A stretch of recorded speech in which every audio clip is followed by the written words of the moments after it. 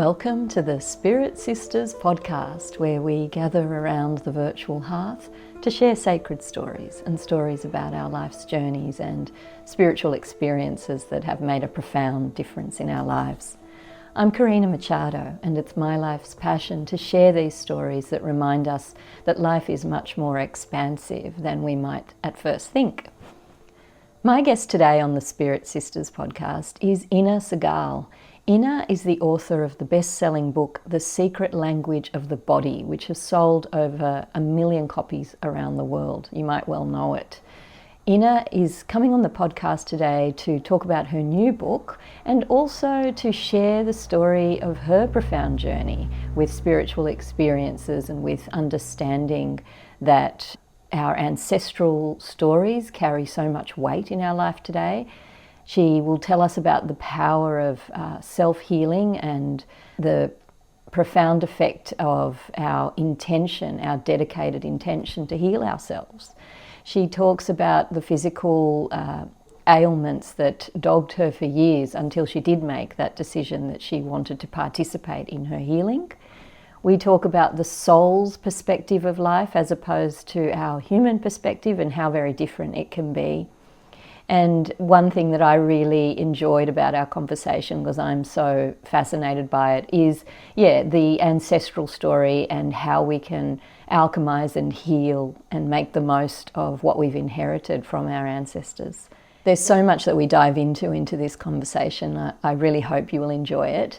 Before we begin, I do want to give a trigger warning that this story does reference Inna's experience of stillbirth. So thank you so much for listening. Please let me know what you think of the episode, and if you are so willing, I'd love to hear your thoughts. If you could leave feedback on the Apple Podcast app or Spotify or wherever it is that you tune in, and subscribe on YouTube. That would be amazing and really help the stories to continue to reach the audience that we want them to reach. Thank you. Hi, Inna. Welcome to Spirit Sisters. Hi, Karina. So good to be here with you. It's such a lovely opportunity to chat with you, and we've already been chatting a long time before pressing record, so new fast friend, I love it. Well, let's jump into it. You've spent decades inquiring, immersed in healing, in spiritual explorations, but what I'd love to do, Inna, is begin at the beginning. Who were you before all of this world opened up to you spiritually? I thought that I was very normal, I guess, whatever normal actually means. To me, I was very motivated when I was growing up. So I was born in Eastern Europe, in Belarus, and from the age of 9, we moved and immigrated, and we lived in Italy for about 10 months, and a little bit of time in Vienna, and I absolutely loved and adored being there. I spent a lot of time helping my parents. Like, I was that, little girl going and selling things on, the beach or going to people's houses because it was safe at that time, or it felt safe. I had my little bike, and I felt so independent and loved. And then I came to Australia, and I found Australia challenging, being from a European background where people, I guess, really connect together. Whereas when I moved originally to Melbourne, I just found that there wasn't that level of warmth or connection like in Europe. And I guess everything seemed different, very, very different. And I really struggled at the beginning because it seemed like I came from the wrong place. It wasn't a place where, you were accepted, and I didn't know one word of English. So essentially I was bullied for not being from the right country, from not speaking the language. And it was really tough. I cried a lot when I was younger. And I had a lot of health issues that were showing up. I had psoriasis that showed up all over my skin, and everybody in my family, well, not everyone, but many people in my family had it. So everyone said, oh, it's genetic. I had always struggled with digestive issues to a degree. And then when I was, I don't know, around 14, I started to get these little pains in my back. And it was connected to me changing schools. I started going to a private school, and it was very interesting in this private school that I was bullied again, but not for the fact that I couldn't speak English, because I could speak English by that stage. It was because I didn't come from enormous wealth, which is what the school was about. And, it was me and a few of my friends who were given, huge discounts because we were from Eastern Europe, and I think it made the school look good. But all of us were really struggling to be ourselves because we were constantly told, you don't belong here, go home. But we actually didn't know where we belonged anymore. And so there was definitely that sense of, I don't know who I am. And I think one of my first kind of experiences that I felt, wow, maybe there's more to it than what I think, came when I really wanted to do acting, and everybody kept telling me, no, no, no, you can't do acting. It doesn't, you can't make money, not in Australia, and so on and so forth. So having come from poverty, like literally, and not having running water, not having a toilet or a shower inside of your house, you're like, maybe I'll look at a different career option. And so I remember shutting down at that time. Again, it would have been around maybe 15. And I actually felt like a zombie, for that year. And I ended up doing this dance class before my back became really bad. And in the dance class, I actually ended up meeting this lady who gave me a book, and the book was called Born to Succeed. And for whatever reason, one day I remember coming home from school and going, okay, I need a message. And there were no card decks or anything like that at the time, not that I was aware of anyway. And I was like, give me a message, and I remember opening the book with my eyes closed and just pointing at a line and thinking to myself, I will do whatever it says. And there was this, yeah, the line said, God wants you to do what you want to do. And I remember thinking, is there a God? You know, this is a revelation to me, because my friends couldn't think of anything worse than doing acting or something creative.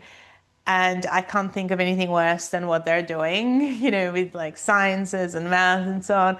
And so I remember thinking, why are we so different? And I was kind of staring at the ceiling, and I started getting these little images of, it was like little hearts, and it was always like this sense of, oh, I'm getting some kind of a message here. And so I told my mum, okay, I'm going to find an acting class and I'm going to go there.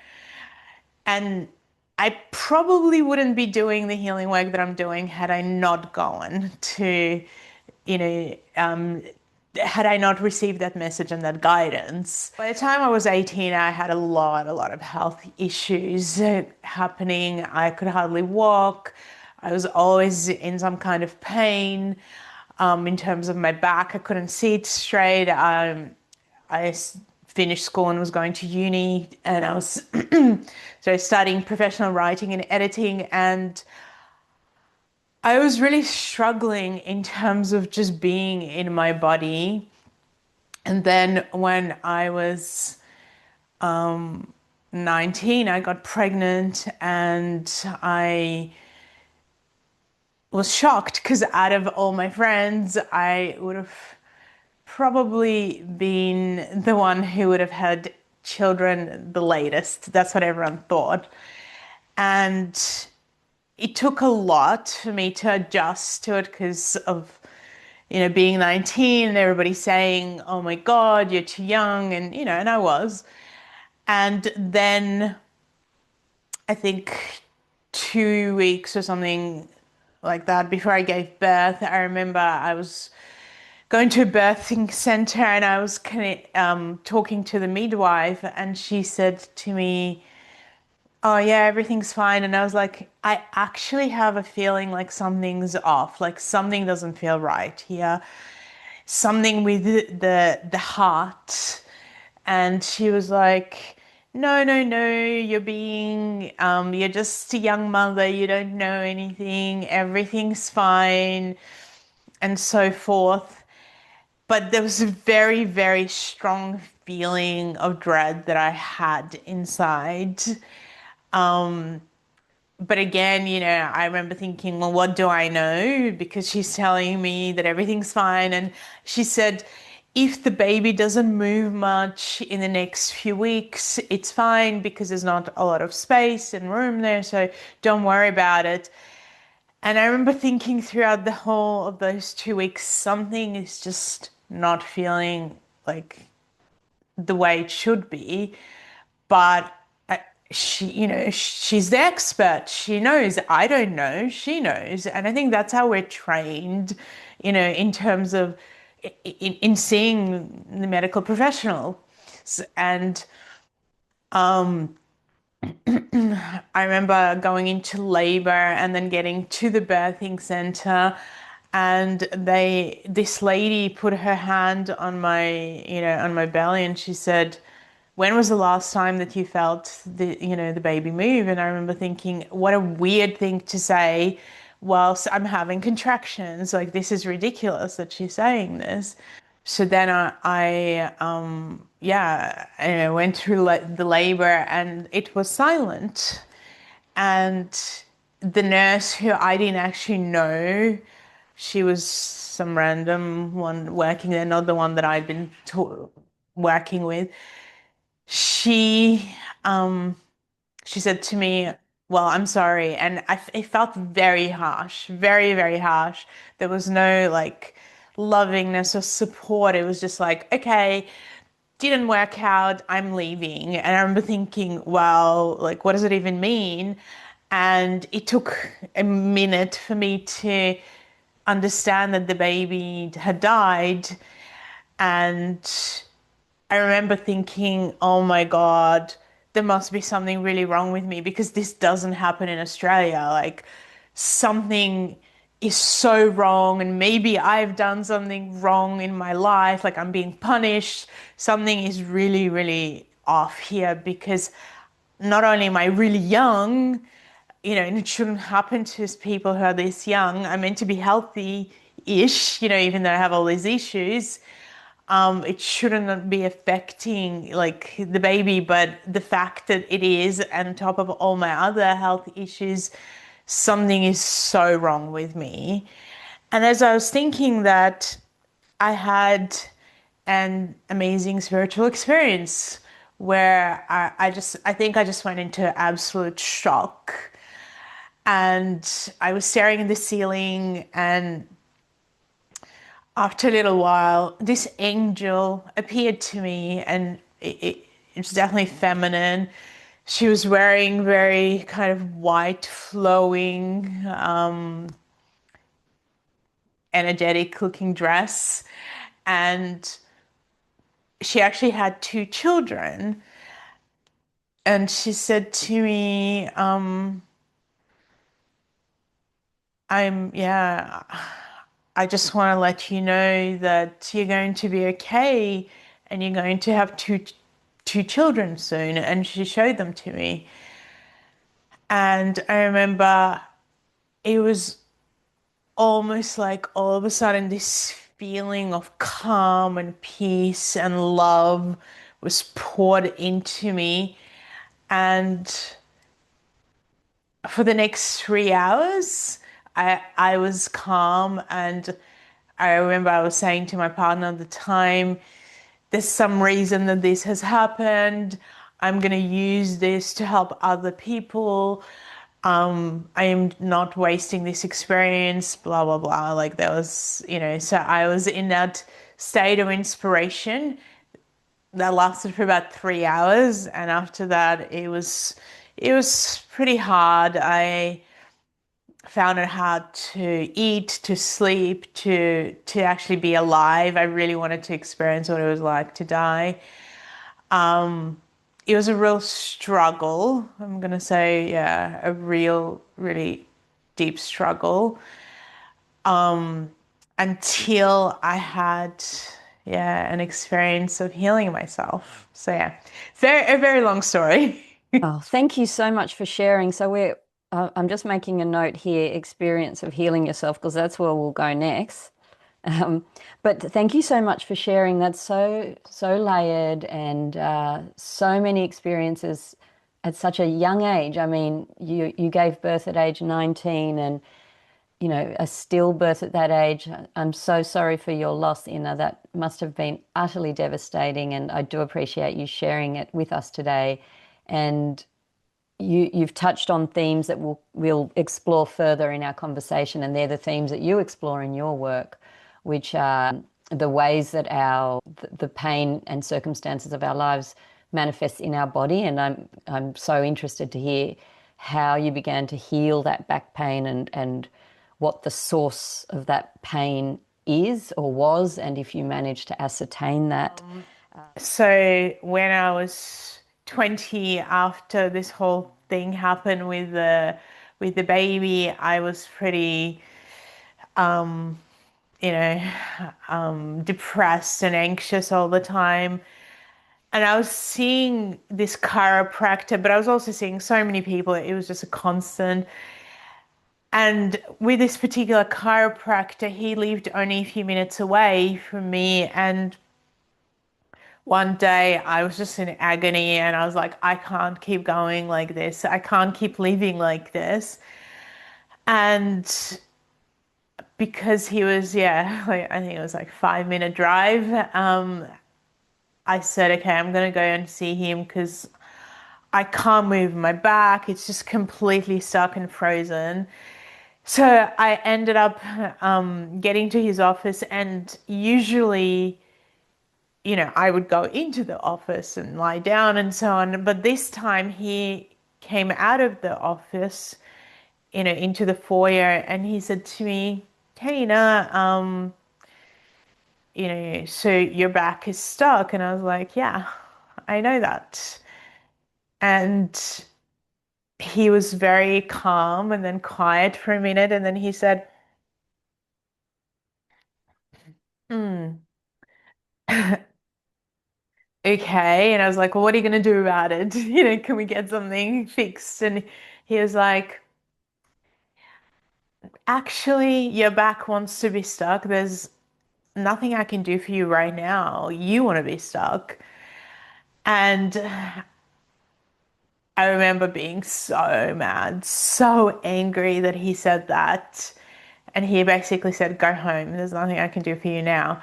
And I think that it wasn't something he threw out without thinking.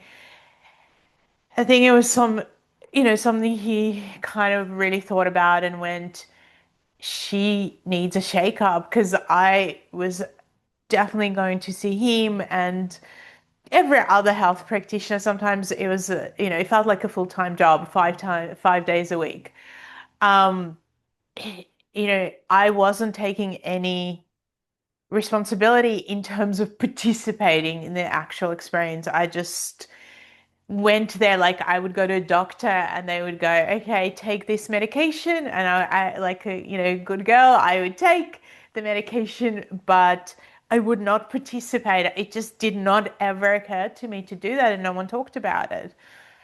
So when I went home, I remember thinking, wow, so my body suck. It has some kind of a language. And I was studying linguistics at that time. So I was seeing everything from, the lens of a language. And I don't understand it. It's Japanese or Chinese. Can't even read, recognize the letters. But you know what? The thing that I have never done is to try and heal myself. So I'm gonna do it. I have no idea how, but I'm gonna start with touching my body, like literally, I'm just gonna hold my back and then I'm gonna breathe into it. We did a lot of breathing type of exercises for acting, and I'm just gonna go from that, whatever shows up next. And so I went home, I did that. I started breathing into the pain. I realized that I only breathed in a deep way when I was in my acting classes. Otherwise, I just held my breath because I was also in pain all the time. So as I was breathing slowly and deeply, and the pain was expanding, my mind was becoming negative and going, no one could help you. Why do you think you can help yourself? Who do you think you are? And all of those thoughts were going through my mind. So I thought, I'm just going to count backwards from 30 because this is not helping. And as I was doing that, there was a moment, and I remember thinking, why don't I ask for divine help? But I have to say, I was in it was uncomfortable because there was a part of me that thought that at that time that if there was a God, I was being punished. And I'll come back to the angel bit. And yes, the angel appeared, but I had not had the other two children yet. So how do I know that it was even real? So that was where my head was at. And I was like, okay, just ask, just ask. So I asked from my heart, and without expecting anything, I just felt this warmth pouring through my body. And I could see a golden light. And I thought, okay, something's happening. And then this really strange thought occurred to me. I wonder what my back actually looks like. And again, with no expectations, within a moment, I felt like there was a presence, and as if this presence switched a light on. And all of a sudden, I could see my back as if I had this X-ray vision. And I remember thinking, okay, wow, I'm a little bit scared because I could see the vertebrae, I could see the inflammation, everything that was going on and happening. And I went, okay, this is me connecting to my body. This is the language. Let's take a step forward and ask, not from the victim perspective, like I had done, why me? Why me? Why do I have this? What's wrong with me? It's like, no, I actually really, really want to know why I have these issues that I have. And it was like a vision meets wisdom meets memory, and so all the things that I was talking about earlier started to show up, me coming to Australia, not knowing the language, and not feeling comfortable in my skin was connected to the psoriasis that I had all over my knees, and my elbows were covered with it. And I was like, right, well, hey, that actually makes sense. And the anger I had and the shame that I had around it. And the next, as I acknowledged, and there was a lot of feeling, a lot of crying going on, and kind of unwinding. It felt like my inner self was wound up in this very, very tense kind of little ball. And as I acknowledged and recognized what it was about, there was this incredible unwinding going on. And so as the more I acknowledged that there was many images of what happened, something else would show up. And so, in terms of my back, I was like, well, what is that about? And I was shown all the conflict and the fighting that my parents were going through because they did not feel comfortable again in this new country with new ways of seeing life. And they were really struggling with money. So like my dad was saying to me even recently, he would be making, let's say, $2,000 a month, and paying for the house was 1,800, and so they were really stretched and there was constant fighting. And it's interesting because lower back is all about safety and, being able to look after your family. And because as a child you absorb everything and you're trying to hold that space for your family, without consciously knowing that you're doing it, it made complete sense to me that that fear of lack and the fear that we won't be, able to pay for the house, or, how we're going to eat, all of that was being held inside of my back, as well as the fact that, at school I was constantly being told that I don't belong, in this school. And I, the amplification of the fact that I came from this, complete poverty, and the people, majority of the people at school, besides my Eastern European friends, came from insane wealth. Like, I remember going to this girl's house, and to me it was like a palace. I had never been to, a house with that, like that, with people who had this type of wealth, and so I think what most people paid for the school was my dad's whole, what he got paid for the year, so it was, yeah, there was just such a contrast around us, and just this constant sense of not belonging, because the time of my life where I felt that I belonged the most was in Italy and in my acting classes. But I had not actually even gone to acting classes, when the back pain started. So there was this real sense of I don't have a foundation to hold me. I can't move forward. I'm stuck. Again, I am really stuck. So the stuckness had been there for a very long time from different perspectives and layers, and then again, as there was this real awareness and acknowledgement of all of that, I became aware of, where did I feel the loss the most? Well, it was in my heart, but it was also in my solar plexus.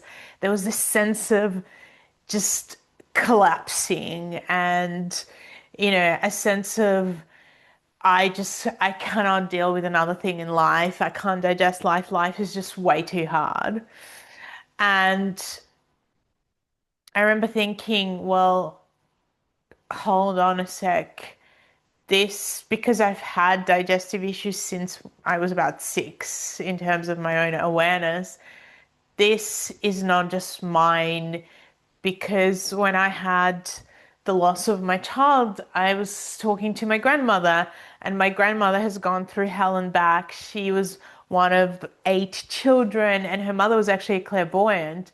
And when my grandmother was 12, her mother came to her and said, look, you are the oldest, and I'm going to have to talk to you about the fact that the war is coming, and you were born lucky, and you're going to survive the war, but no one else except your father will. I'm going to die, and all your brothers and sisters, including a 3 months old that she ended up having. Well, yeah, didn't even have at the time. But she was saying, so she told my grandmother all this. And then when the time came, when my grandmother was 13, which was in a year, her mother literally stood in front of her and told her to run as she was being shot at. So my grandmother just, had this just, horrendous experience of loss. And she said to me, in I wish it was me, not your child. And I remember like having that sense of like, oh wow, she has not dealt with that heaviness and that grief. Yeah, it was this awareness that my loss and her loss were very, and my grandfather, that they were very, very intertwined in my digestive system, and that because she couldn't process it, and then, how do you process that type of loss, especially when you're that young and don't even understand it? That was really, really tough. It was a really tough experience. And again, I think I was pretty exhausted by that stage. I also realized I was one of those, people that was very sensitive and that absorbed other people's energy. And then I fell asleep, and it was probably the best sleep I'd had, for years. And when I woke up, the pain was, you know, I would say 70% better. So it had been at a 10 or 11, and it was around 3-ish. And I remember thinking, okay, something has happened, but don't get too excited because I'm quite a skeptic, at heart. Don't get too excited. You have had relief before from going to other people, but you've never done it yourself. So this is different. And you've never had these connections, so let's keep connecting all the pieces together and see what happens. By the end of, it might have been 3 weeks, my psoriasis completely disappeared. I've never had it since. My back pain disappeared. I've never really had it since. My anxiety and depression went right down. And then the digestive system took many, many years to work on. So it wasn't like, oh, I fixed, everything. And I realized that I could see into other people's bodies. So that Wow. was my experience. How extraordinary. And I think what you're doing, what you've just shared with us, thank you so much, Inna, is the genesis of your best-selling book, The Secret Language of the Body. And it's been a sensation across the world. I think over 1 million people have read it, bought it. Congratulations. It's Yeah. wonderful that you were able to not only process your own understanding, your own healing, and it's so humbling, so humbling of yourself to share that the digestive issues, took a long time. It wasn't a one-stop shop that day.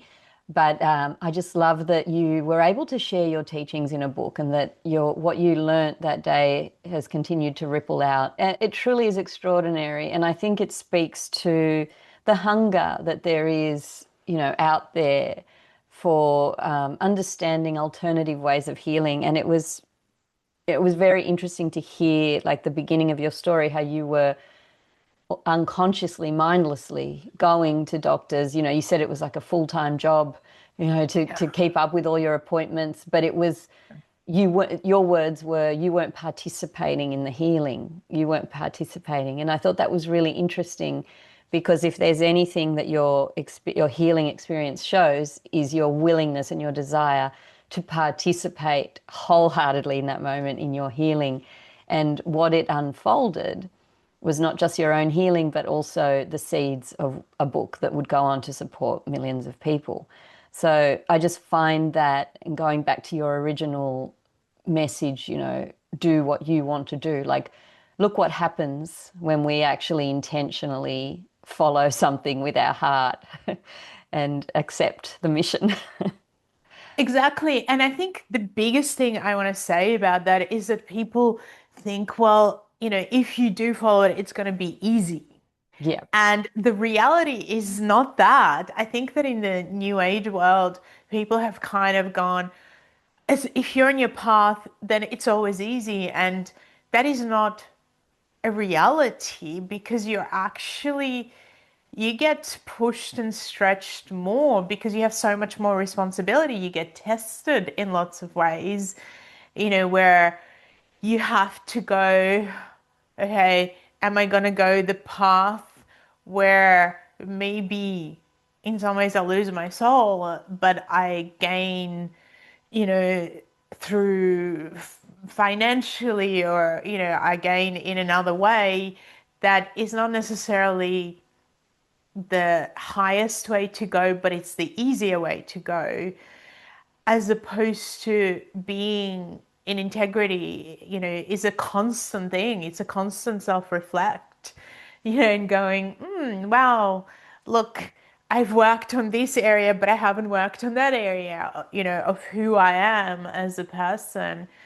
And it's, I feel like it's actually the opposite, and to what people would think, like you're tempted more, but you also have to constantly discern about, where am I going to go? In what way am I going to show up? And, where am I being definitely tempted to sell out, and where I will absolutely not sell out? Thank you for sharing that. That's such a powerful perspective around how life can be difficult, even when we're on the road to where we're meant to be going. Now, I'd love to talk about sort of this idea of unprocessed pain and how it expresses. And you've given us a really vivid illustration there of how it expressed for you. And also, you mentioned your grandmother and how she had not processed her deep pain and trauma, and how somehow that was intertwined with your experience. Let's talk a little bit around processing our pain, how it expresses, and also that ancestral theme. I'm really fascinated with how our ancestors' lives, their unfulfilled desires, their pain continues to play out in our own lives. Well, anything that you don't deal with, will show up inside your body, and your digestive system is usually the first place, because the way your digestive system works is on digesting food, but also experiences. And so Mm. every day we have, experiences of potential discomfort, conflict, struggle, and it could be on any theme or area of life. And what we tend to do is we tend to push it away, ignore it, and keep going. And this is the same way that ancestry works. With my grandparents, for instance, they did not feel safe to communicate, to talk about what happened to them, which meant they couldn't even process it, couldn't even begin to process, the pain and the trauma. They just had to shut down and keep going. And interestingly, my grandfather dealt with, his trauma a little bit different to my grandmother. I think, my grandfather ended up in Siberia for 10 years, from 14 to 24, for something he didn't do, and in a camp, in a work camp. And he was tortured. He had a gun at his head several times. He was treated absolutely, horrendously and appallingly.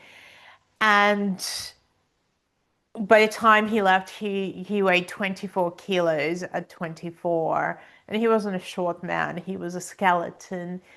And I had this conversation with him one time, and I said, "How? Like, how did you come back? Nobody in the family even knew that you were alive. I mean, you were in -50, like living in, it would get to -70, and be forced to, to do hard labor and all of this stuff. And you saw so many people, like dying, and beatings and all of this stuff. And how did you?" How did you keep going? How did you go home? And he said, the train trip home was about 48 hours. And during that time, he was mentally very, very strong man. And he said to himself, look, you did not survive 10 years of torture to then, die from resentment and anger. And he said that in that 48 hours, he went through this deep process of letting go and, some kind of forgiveness that he understood as a young man. For my grandmother, I don't think there was an option of forgiving, because she was 13 and her mother was literally, killed in front of her. I mean, her mother would have been killed anyway, but it's hard to process, it's hard to even take something like that on board. And she survived for 4 years on her own as a partisan, in the forest in Belarus. So it was, and then she found it very difficult to talk about until she actually moved to Australia. And then she would talk a lot about it. Now, interesting that experience of being of loss in and bullying showed up in my life in a different way, of not being able to speak, of not, you know like, I was born with a cord around my throat. I almost died as well. I didn't see my mom for 10 days, and my mom didn't know if I was alive or not.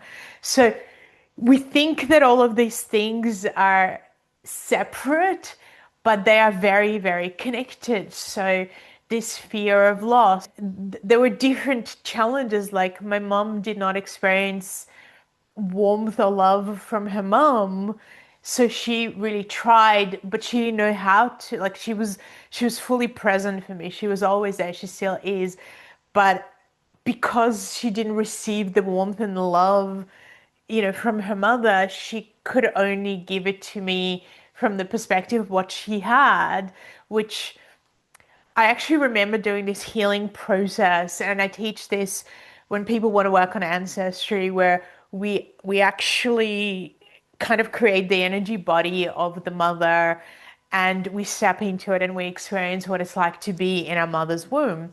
And when I did this process, I remember as a soul seeing, everybody in my family while I was in the womb.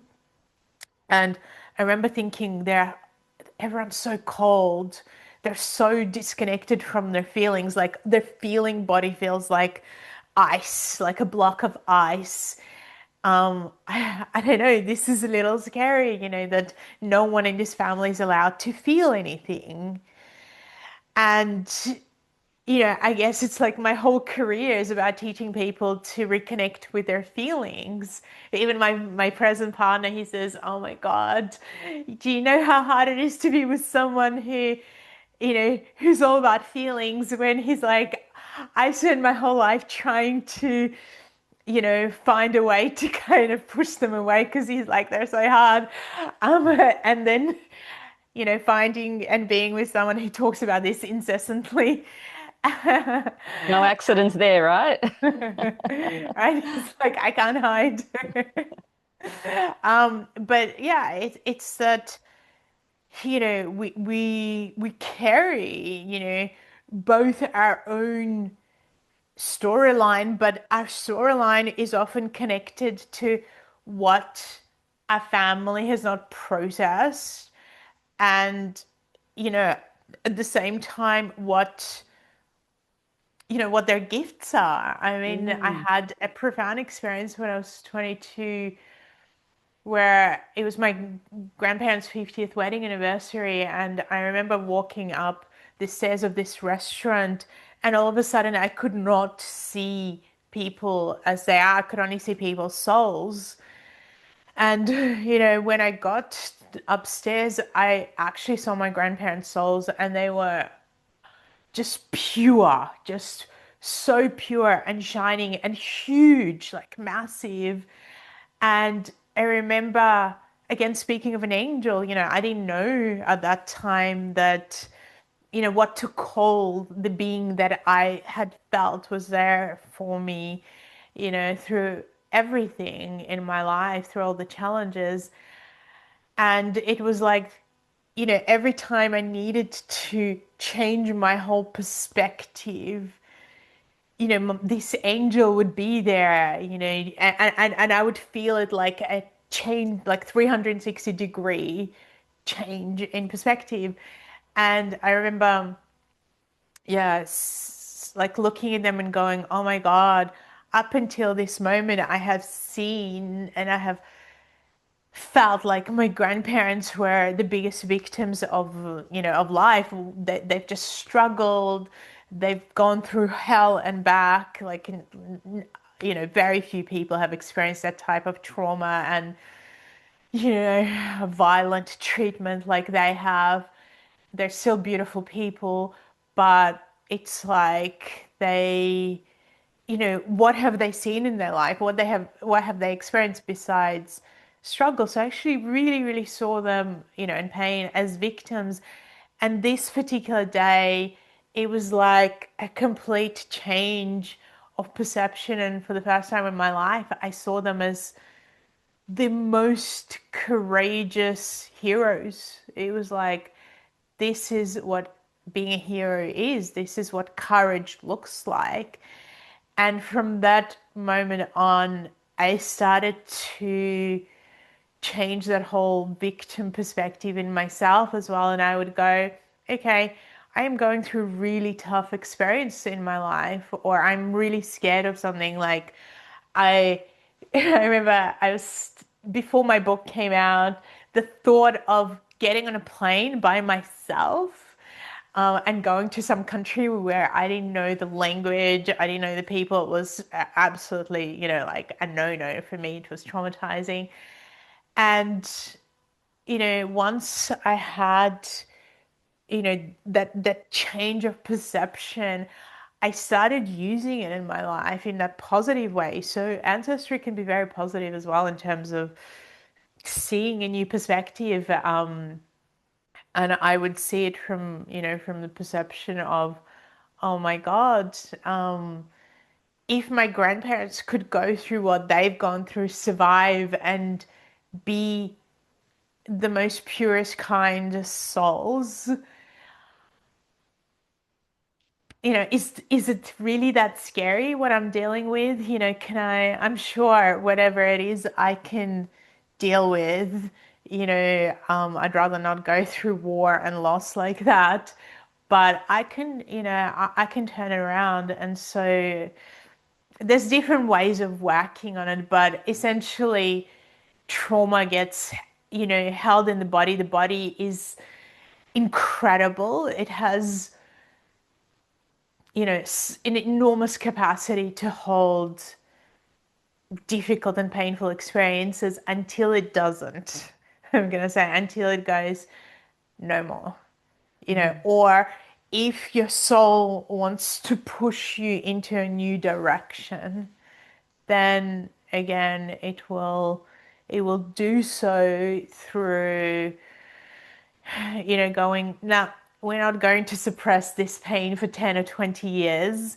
Where you need to face this because that is dependent on your life's path and waking up. But again, I just want to say that in the Western world, suffering and pain is seen as failure. In the East, where I come from, it is seen as wisdom, as this is how you grow up, this is how you gain wisdom, this is a part of you becoming a good, person with depth. It was never seen as a failure. So I guess I come from a different perception on struggle. I think useless struggle is not what we want. Playing the victim is not what we want, but allowing ourselves to see struggle as a way to transform, as a way to grow, as a way to become a better, deeper, wiser, more integral person, more authentic person. That's definitely one of the roles that pain and struggle has in our lives. Oh, thank you for that. Certainly I was reflecting on all of the many conversations I've had on the Spirit Sisters podcast over the years and the women and men I've interviewed for my books. And that is a theme that emerges, we do go through these averse experiences, and we also have the free will and the choice to alchemize them in a way, in which we can harness those experiences and what we learn to heal ourselves and others, or at the very least to support our own selves and others. It makes me think of, in astrology, the chironic wound, where Chiron is, and that the myth around Chiron is where the wound is, the medicine is. And yeah, so I've been working with that archetype for a few years. So yeah, thank you so much for sharing that, because that is something we explore a lot on the podcast, the healing power of, well, not so much of going through hard things, but of experiencing the spiritual, looking through the spiritual lens or the soul lens, looking through the lens of the soul to reassess the experience and look at it in a different way, as you did. And also what we talk about a lot here is the healing power of sharing our stories. So Yeah. I'm so grateful that you're on the show today with us, Inna. We are approaching the end of our conversation, and I feel like I could talk to you for years, and we're going to have to get you back on the show, that's for sure. As we come to the end, I'd like to just touch on your new book, which is Understanding Modern Spirituality, and it talks about subtle bodies. And I thought, could you give us an overview briefly of what the subtle body is and what the message of your new book, Understanding Modern Spirituality, is? The subtle bodies are, are what makes us, who we really, really are. So we have as an etheric body, and this is a body that actually looks very similar to the physical body.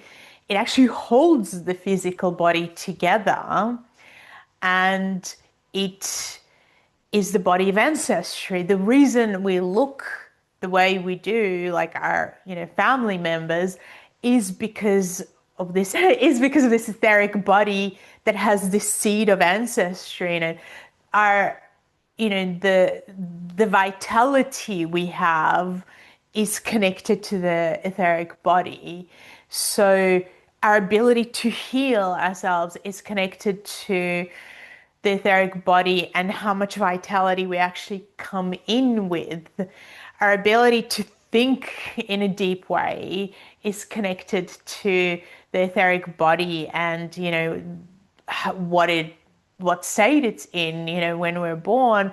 It's also connected to, our understanding that if we keep pushing and burning ourselves out, the etheric body is not going to be healthy, which means we're not going to have the vitality that we need to live our lives fully, and the ability to heal ourselves. So we actually need to start to honor it and understand it and work with regenerating it, which is a lot of the things that I teach in my courses on healing. And then we also have something called the astral body, and the astral body, and people learn about astral traveling, and the astral body is actually that part of you that when you fall asleep and you go into a state of unconsciousness, goes into the astral world and regenerates. And so sleep is very, very important. And again, I write about that in my book, Understanding Modern Spirituality, because we are a spiritual being, but we talk about it, but we don't really understand why or how, and so, going into that spiritual world, sleep is not just about, recovery.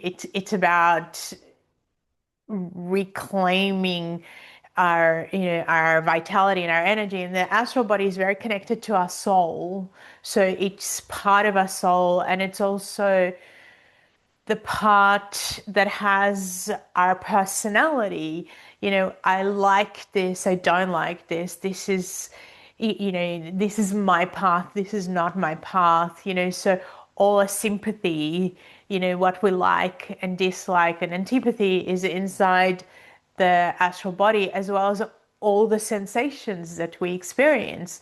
So pain and pleasure is not in the physical body, it's in the astral body. This is why when somebody loses a limb, and they can say, well, I still feel the pain there. I still feel the sensation because it's not physical. It's actually the etheric meets the astral, because they still have the etheric limb and the astral body is pushing in there and creating pain. So, this is very, very important to understand. And then we also have what people call the ego, and the ego is a body as well. It's an energy body, and it has two sides to it. The shadow side, which is the egotistical part of us. And I feel like most people are only aware of the egotistical part, which actually needs to be redeemed, not dissolved. And then we have the ego, which is a sense of self, a unique self, which is connected to our higher self, and it helps us to develop a higher self. Another thing we don't understand is that, the soul in itself has many layers and levels to work on. And then, so we have the part of the soul that is connected to our mental self, like ability to think. We have the emotional soul, and we also are at a time in our evolution where we're developing the wisdom, we're developing the consciousness soul.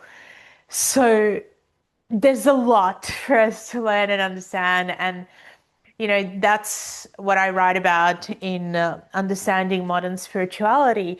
For me, it was really, creating this book was all about um, giving people a deeper understanding than what the new age industry is offering, because I feel like, in the 70s, we started having a lot of new kind of ideas about affirmations and so on, and they were amazing for that time period.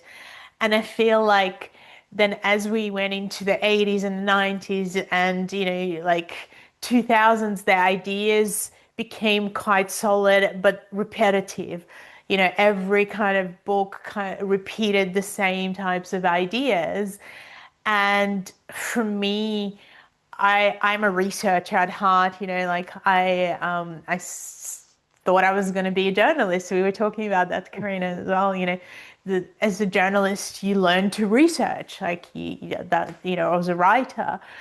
And because that was kind of where what I studied, I have actually ended up going from university to a TAFE, because they had more practical ways of, of putting the information together. They had better teachers. And so I actually ended up with a diploma instead of a degree. I started at university, but I was like, these people, teach more and this is more practical. I'm going to go there. Mm. But again, I studied for about, I think it was 3 or 4 years to get to that place. And and I think when you understand how to research, and for me, because I can see into people's bodies, healing has always been an expansion of where else can we go? How can I understand the soul? Because I had the child that died, I wanted to understand spiritual world. And so I started learning about mystical traditions meets what is happening to us in politics, in this world now, in our lives, and how do we use that information to really reconnect with our own spirituality by choice. Because, in the past, religion has not been a choice for people. It's only in the last couple of 100 years that, spirituality and religion is more of a choice. And, there's freedom or more freedom around it. And I wanted people to have an opportunity to think and delve deeply. And I think the best compliment I ever got about this book was from a lady who had a magazine, or still has a magazine, in like a spiritual magazine in Australia, and had been doing this for 30 years. And she said to me, she said, you know what? I was kind of losing hope that there was anything new, because I've reviewed and, like thousands of books since I started the magazine. She said, this has been the most refreshing book with information I'd never heard of, and ways of thinking that I'd never considered. And so I think for me, writing the book was all about encouraging and inspiring people to stretch themselves and to go, wow, I've never thought about the fact that I am creating future lives as I'm living right now, and how many of them am I creating? And I'm creating my health in the future, or, how does thinking even work? Like, how does it work that I can think? And, how do I discern spirituality and spiritual beings and everything that gets thrown at me? And how do I evolve? And, what is the ancestry and what is evolving through, or opening up your spiritual abilities through sexuality as well, as opposed to, or through, doing psychedelics and stuff, as opposed to using like really refining your subtle bodies. Like, how is it different? So all of those, interesting things and things that I really felt, wasn't spoken about because we've gone into like, I want easy, I want simple, Mm. let's simplify everything, let's make it like almost, let's chew it up and then give it to people. I was like, no, I don't learn like that. And I feel like we should look at how to make our lives easier in terms of whatever challenges are going on in our lives through healing and transformation. But, picking, constantly trying to dumb everything down is definitely not my way. I want, like the richness, the color, the meat of things, so to speak. I don't want to be given, like, you know, words, everything is love. Like, what does it mean? Like, well, okay, that's a nice concept. But how do you really experience it? Where does it come from? Who said it? How, like, I want to know, like, how did we get there? And, does that align with what I've studied in my experience of life? Like, how does it, so, simplified statements have never touched me. I want to be feeling things. I want to be touched inside of my heart. I want to feel enlivened and expanded, and so Mm. this is kind of what the book is all about. It sounds like an extraordinary distillation of your decades of work. So, yeah, well done on getting that out, and how great is that feedback? Where can our audience find out more about you and your work? So the best way is to go to my website, which is innasegal.com, INNASEGAL.com. And I really encourage people to go to the page of my masterclasses, because this is a very easy way in for people to start to put the pieces of the puzzle together. And whether they want to, I've done so many of these masterclasses where that they want to start from, let me understand my body and the systems of the body and how they work and all the organs and what they're about, and also how to prepare myself to receive messages from the body, and then what to do to start to heal. So they're just really, really good kind of ways to step into that type of exploration, themes of the inner child, and Mm. looking at all the developmental stages of your childhood, and the traumas that you might have absorbed, as well as ancestry, which is actually what I'm working on at the moment, is going deeper into all the layers of ancestry and clearing that, because we repeat so much, but in a slightly different way, and we don't realize it. And we carry this heavy load, and that limits us, and we take on the archetypal structure of our family, so to speak. So there's so much to explore, from many perspectives, and that's, yeah, that's what I do. Wow, that all sounds wonderful. The inner child work and the ancestral work is definitely something that has been captivating me for the last few years. It's been a big part of my own journey, so I'll look into that work of yours. Thank you so much, Inna.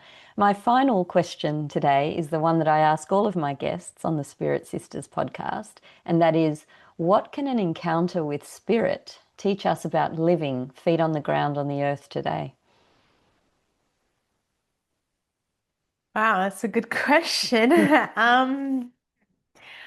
So much, I mean, on one hand, that I think that there is so much more than the physical, and that I think that is inspiring because if we only look at everything that is going on in the world right now, it is very easy to get disappointed, to get disillusioned, to become depressed and anxious. I feel like an encounter with a spirit, literally gives you that awareness that we're here for a short time, and this is a school. This is a school for which we do not have in the spiritual world. We cannot learn things in the spiritual world like we can in the physical world. We can't experience all the flavors, like we can't eat food. We can't experience that physical, like, wow, the taste of, something.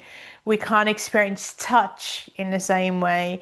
We can't experience growth, because we can see things there that we cannot see here, relationships. And I think that, from my perspective, it allows you to go, wow, this is not the end. This is just a part of my soul learning to grow. Again, I write about this in my book, Understanding Modern Spirituality. Like, why are we here? Because that's been my huge question. What have I discovered about why we're here? And who are the beings that have helped us? How can we allow that, that spiritual energy to give us the strength and the inspiration we need when we're seeing pain and struggle and war and difficulty? How can we work with it? And I think that encounters with the spiritual world, from my perspective, and I've had so many, so many of those, are really inspiring, including when you realize that you do travel with the people that you meet and you go, oh my God, I love this person. I don't know, I just met them and I just have a connection. You travel with them from one life to another, and these people become your soul family. And when you do meet them in this life, it just gives you that inspiration and vitality, and it's almost like, oh my God, I am not alone. We're all connected in this way. So I just feel like, it's pretty amazing when we have these encounters. Wow, I love that answer so much. I have definitely had those experiences of meeting soul family and being so uplifted and knowing I'm not alone walking this path. Such a pleasure and an honor to meet you and have a conversation today, Inna. Thank you so much for coming on the podcast. Thank you so much, Karina. Thank you for listening to Spirit Sisters. If you enjoyed this conversation, please subscribe so that you won't miss an episode. And don't forget to rate and review the show. Have an experience you'd like to share with me? Find me on Facebook at Karina Machado Author. After all, there's nothing more powerful than a story.